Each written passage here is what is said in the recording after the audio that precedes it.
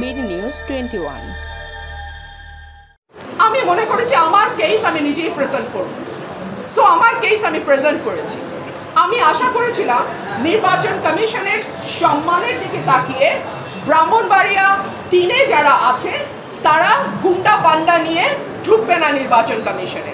But unfortunately আমি দেখলাম ব্রাহ্মণবাড়িয়া 3-এ যিনি প্রার্থী তিনি তার সদল বলে 20-25 জন মিলে গুন্ডা পান্ডার মতন তারা সেখানে আচার আচরণ করলেন।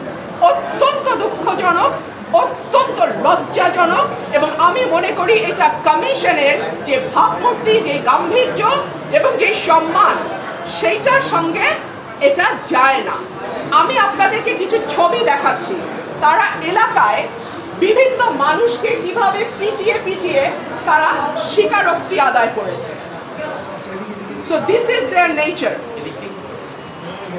হ্যাঁ, এখনো ইলেকশন আসে নাই, একটা সীমানা নির্ধারণ নিয়ে এলাকায় এইভাবে তারা পিটিয়ে, ব্রাহ্মণবাড়িয়া 3-এর যিনি আছেন তিনি এইভাবে পিটিয়ে পিটিয়ে মানুষকে স্বীকারোক্তি নিয়েছেন। এনিওয়ে নির্বাচন